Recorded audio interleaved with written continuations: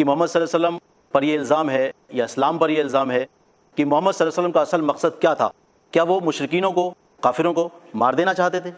محمد صلی اللہ علیہ وسلم مارنے کے لیے نہیں، رحمت للعالمین بن کر آئے۔ محمد صلی اللہ علیہ وسلم سارے انسانیت کو بچانے کے لیے آئے، جیسا کہ صحیح مسلم کی روایت سے ہمیں پتہ چلتا ہے، حدیث نمبر 6613 کہ عن ابی ہریرہ رضی اللہ تعالی عنہ، ابو ہریرہ رضی اللہ تعالی عنہ سے مروی ہے، قیلا یا رسول اللہ صلی اللہ علیہ وسلم، کہا گیا اے اللہ کے رسول صلی اللہ علیہ وسلم، ادعو علی المشرکین، آپ مشرکین پر بد دعا دے دیجئے تاکہ مشرکین ختم ہو جائے۔ نبی اکرم صلی اللہ علیہ وسلم نے ارشاد فرمایا، لم ابعث لعانا انما بعثت رحمہ،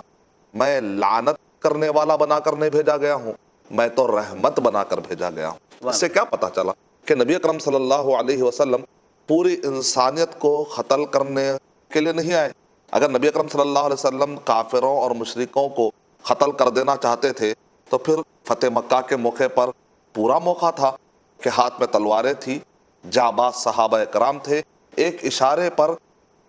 قتل کر سکتے تھے۔ اگر اس وقت پر بھی نبی اکرم صلی اللہ علیہ وسلم قتل کا حکم دیتے تو دنیا کی کوئی عدالت نبی اکرم صلی اللہ علیہ وسلم کے اس عمل کو غلط بھی نہیں کہہ سکتی تھی، کیونکہ یہ وہ لوگ تھے جنہوں نے نبی اکرم صلی اللہ علیہ وسلم کو مکے سے نکالا تھا، یہ وہ لوگ تھے جنہوں نے نبی اکرم صلی اللہ علیہ وسلم کی عزت کا جنہوں نے کھلواڑ کیا تھا، یہ وہ لوگ تھے جنہوں نے صحابہ کرام کو تپتی ہوئی ریت پر گھسیٹا تھا، یہ وہ لوگ تھے جنہوں نے ایک نہیں دو نہیں مسلسل 21 سال جنہوں نے نبی صلی اللہ علیہ وسلم کو ستایا تھا۔ اگر نبی اکرم صلی اللہ علیہ وسلم بدلے کے طور پر بھی اگر ان کا قتل کا اعلان کر دیتے، اور وہ خود بھی اعتراف کر رہے تھے کہ آج تو محمد صلی اللہ علیہ وسلم معاف نہیں کریں گے، لیکن نبی اکرم صلی اللہ علیہ وسلم نے جب آپ کو طاقت ملی تو آپ نے کیا کہا؟ کہا اذهبوا فانتم الطلقاء۔ صحیح بخاری کی جو شرح فتح الباری میں ابن حجر رحمۃ اللہ علیہ نے وہ پورا واقعہ تاریخی روایتوں کی روشنی میں ثابت کیا ہے، اور تاریخی اعتبار سے علماء کرام نے کہا ہے کہ وہ مشہور واقعات جس کی سند ضعیف حدیثوں کے اندر جتنا باریکی سے تولا جاتا ہے، تاریخی روایتیں اگر مشہور ہو جائیں، قرآن اور صحیح حدیث سے ٹکراؤ میں نہیں آتی ہیں، تو ایسے تاریخی روایتوں کو اگر معتبر علماء نے اپنی کتابوں میں درج کیا ہے تو یقیناً بیان کیا جا سکتا ہے۔ تو نبی اکرم صلی اللہ علیہ وسلم نے فتح مکہ کے موقع پر آپ نے معافی کا اعلان کیا۔ نبی صلی اللہ علیہ وسلم چاہتے کہ اگر سب کو قتل کر دے، مشرکین کو، نہ ماننے والوں کو، یا زبردستی کرے، تو طائف کے وقت پر بڑا اچھا موقع تھا۔ فرشتے نے آ کر آفر دیا، اے اللہ کے نبی صلی اللہ علیہ وسلم، آپ بس اشارہ کر دیجئے، میں یہ طائف کے لوگوں کو، انہوں نے آپ پر پتھر مارے، پتھر مارنے کی وجہ سے نبی اکرم صلی اللہ علیہ وسلم کے جسم سے خون اتنا بہا کہ پورا جسم لہو لہان ہو گیا۔ کیا بنیاد پر انہوں نے مارا؟ کیا نبی اکرم صلی اللہ علیہ وسلم نے ان کی زمین چھین لی تھی کیا؟ نہیں، نبی اکرم صلی اللہ علیہ وسلم تو ان کو جہنم سے بچانے کے لیے گئے تھے۔ تو نبی اکرم صلی اللہ علیہ وسلم کے بارے میں ایک اورینٹلسٹ نے کہا کہ محمد صلی اللہ علیہ وسلم کی میں نے پوری زندگی پڑھی تو محمد صلی اللہ علیہ وسلم کے زندگی کا خلاصہ یہ نکلا کہ وہ اپنے سے زیادہ سامنے والے کا خیال رکھتے تھے، کیونکہ نبی صلی اللہ علیہ وسلم